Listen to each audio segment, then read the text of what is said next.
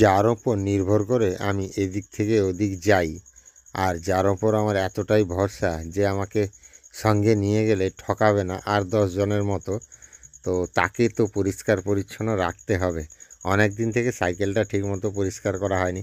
আর করা হয়নি মানে আমি যেহেতু নিচে ঝুঁকতে পারি না, বসতে পারি না, সেই জন্য আমি সাইকেল পরিষ্কার করতে গেলে সব জায়গায় আমি পরিষ্কার করতে পারি না বলে আমি আর যতটা আমার হাত পৌঁছয় ততটা পর্যন্ত পরিষ্কার করি। আর সেরকমভাবে বাবাও সময় পাচ্ছে না, বাবা মাঝে মাঝে তবু পরিষ্কার করে দেন। তাই আজকে ভাবলাম যে না, আমার রাজাকে একটু পরিষ্কার করতে হবে, কারণ একদমই চকচকে রাখতে হবে আমার রাজাকে। কারণ এটাই আমার কাছে অনেক ভালোবাসার মানুষ, অনেক কাছের মানুষ, যে আমাকে কখনো কোথাও নিয়ে গিয়ে আজ পর্যন্ত ধোঁকা দেয়নি লাস্ট যতদিন আমি ব্যবহার করছি। তাই এর খেয়াল রাখাটা অত্যন্ত জরুরি। ধুয়ে দেওয়ার পরে আমার রাজাকে মনে হচ্ছে যেন ব্র্যান্ড নিউ, একদম শোরুম থেকে বেরোলো।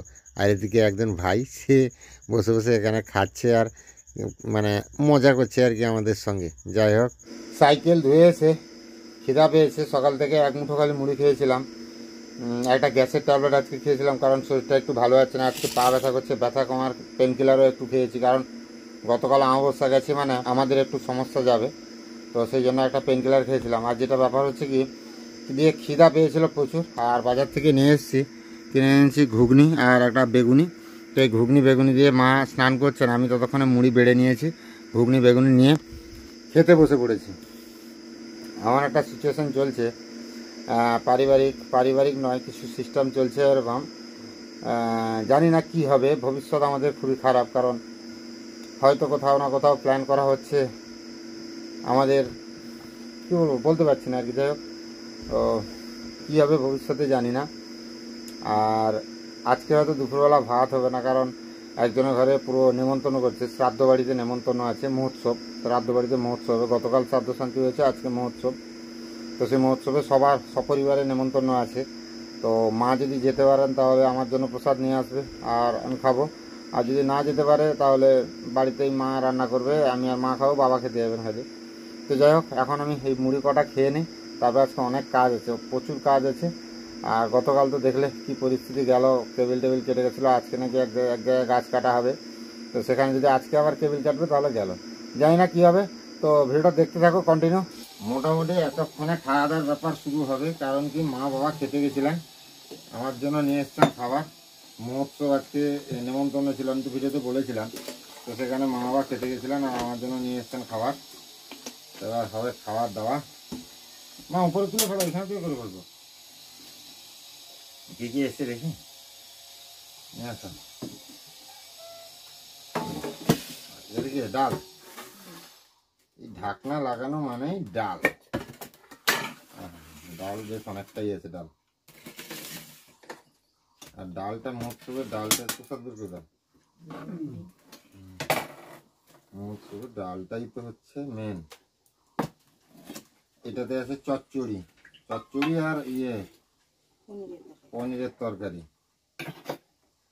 এটাতে আছে ঘন্ট, এটাতে আছে শুক্তো। দাও তুমি,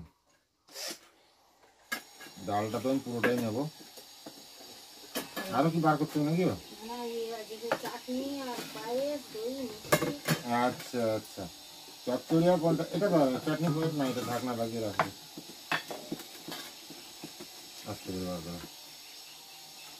ও, এটাতে চাটনি পায়েসটা বেরিয়ে গেছে আর একটু দিকে।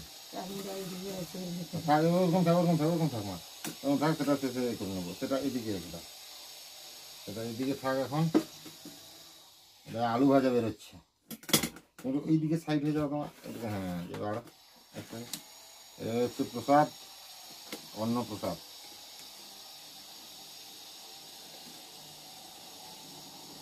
বাস, আর না, আর না, না না, আচ্ছা, এটা তুমি এক কাজ করো, তোমার শুক্তোটা বের করো না, এটা আলাদা জায়গায়, বা আমি পাতে নিয়ে নিচ্ছি তোমার শুক্তোটা, আমি হাত দিয়ে পাতে নিয়ে নিচ্ছি না, শুক্তোটা আমি অল্প নিয়ে নিচ্ছি, আর ডাঁটা দু একটা নিয়ে নিই। কচুরিটা থাক, ঘন্টটা একটু দিয়ে দাও,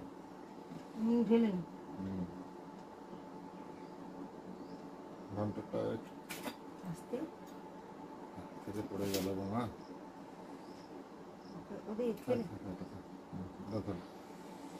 এদের বাটি তুলে না, আর ডালটা তো নিয়ে নেবো পুরো, আর চচ্চড়িটা তুলে নেবো। আর কিছু নামছো? থালাটা সরকার মা। আরে এটা আর এই টিফিনের এটা করে নাও তো।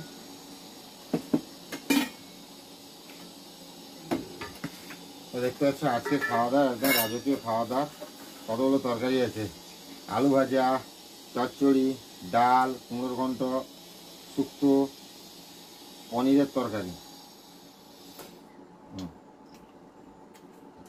দারুণ হয়েছে পনিরের তরকারিটা। তো ধরো দেরি না করে খাওয়া দাওয়া শুরু করে দাও। গৌরাঙ্গ মহাপ্রভুর প্রসাদ। আর ডাল হলেই জমে যাবে একদম।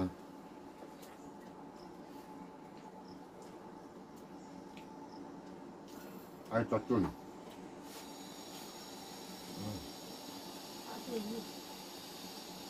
রান্না দারুণ হয়েছে।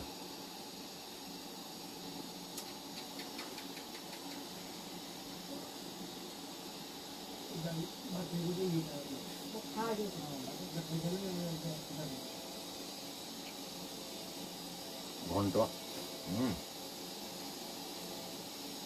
শুক্তো,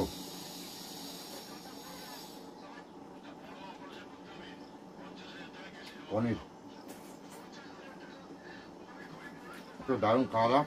তো খাওয়া দাওয়া করে নেই। একদিন আগে যে ঝড় হয়েছিল, ঝড়ে আম লোকের ঘরে গাছে পড়েছিল, আনা হয়েছে, আর বাড়িতে কটা হয়েছিল সেগুলা। মানে আনা হয়েছে নাকি কিনা হয়েছে না এমনি আনা হয়েছে? না, পয়সা দিয়ে কেনা হয়েছে। হ্যাঁ, দিয়ে আমচুর করা হয়েছে। আজকে 5-6 দিন হয়ে গেল।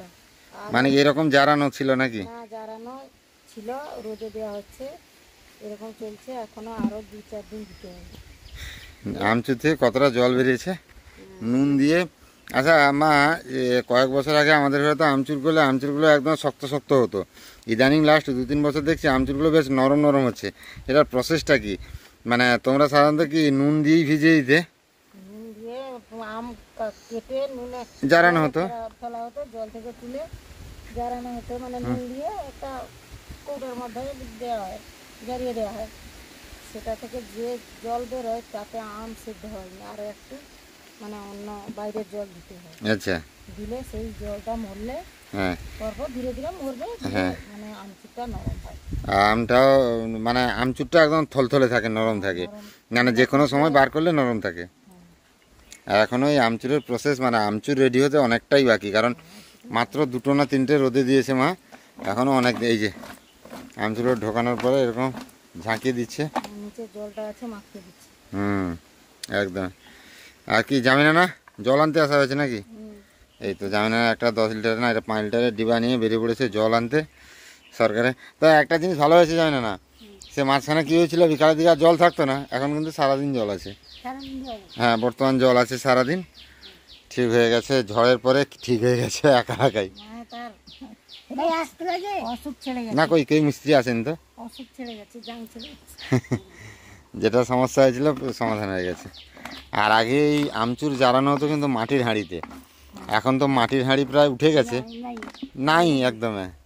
তো তার জন্য কি এই প্লাস্টিকের জারেই জ্বালানো হচ্ছে আমচুরগুলো। অনেকে বলতে পারেন যে প্লাস্টিকে জ্বালিয়ে করলে প্লাস্টিক তো শরীরের পক্ষে ক্ষতিকারক, কিন্তু ক্ষতিকারক হলেও কিছু করার উপায় নাই।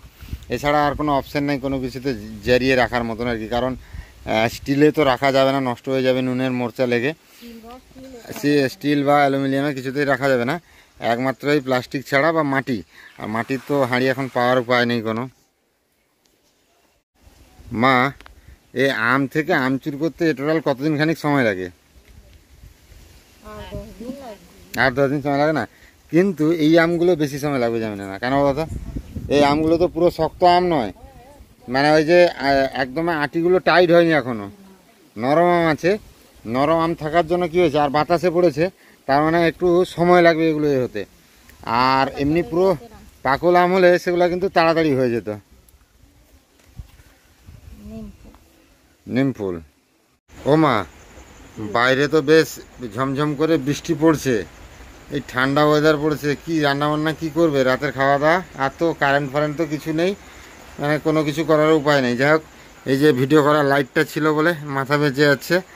তো কী করবে রাতের খাওয়া দাওয়ার আয়োজন? রুটির সঙ্গে কি হবে? ঢ্যাঁড়স ভাজবে। তরকারি তো ওখানকার নেই। কতটা তরকারি আছে বলো তো? আছে, তরকারি আছে। ডালটা কি ভালো আছে? ডাল তো ভালো আছে। এইগুলা দিয়েই খেয়ে নেওয়া হবে। আর আরো দুটো ঢ্যাঁড়স ভাজবে তো ভাজো। বাবা খাবে না হয়তো তরকারিগুলো, বাসি তো মানে দুপুরের তরকারি। হ্যাঁ, নষ্ট হয়ে গেছে, ঢ্যাঁড়সগুলো ভেজে ফেলো।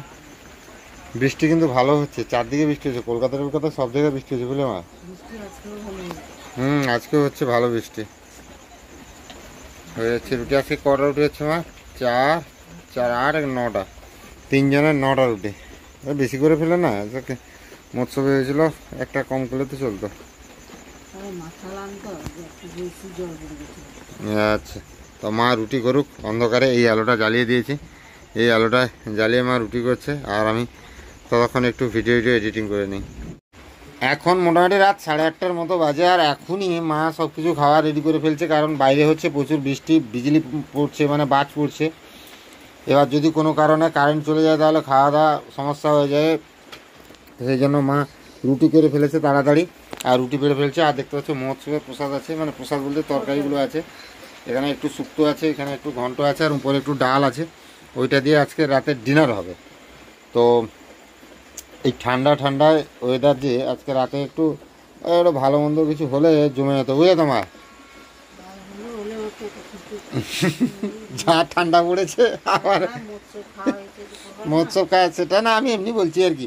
তারপরে কী বলো তোমার, যা ঠান্ডা পড়ছে আজকে আবার লেপ বার করতে হবে। দেখো মা অ্যাকচুয়ালি আমার জন্য কম্বল বের করে আনলো, এই যে কম্বল লাগলো, কারণ এইটুকু বৃষ্টিতে আবার ঠান্ডা পড়ে গেছে। তো চলো খাওয়া দাওয়া করে শুয়ে যেতে হবে। আর কালকে সকালে একটা জায়গা যাব, বাজকুল যাব মা, বুঝলে।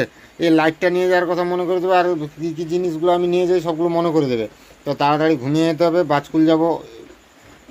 কেন যাব, কী ব্যাপার, সে তো ভিডিও দেখলেই জানতে পারবে। তো সবাইকে শুভরাত্রি, দেখা হবে আবার একটা নতুন ভিডিওতে। আর একটা ব্যাপার কি, বৃষ্টি হতে মানুষের মনে অনেকটা শান্তি এসছে, এত তীব্র গরম থেকে বেঁচেছে, সেটার জন্য উপরওয়ালার কাছে অনেক অনেক থ্যাংক ইউ। তো চলো শুভরাত্রি, দেখা হবে আবার একটা নতুন ভিডিওতে।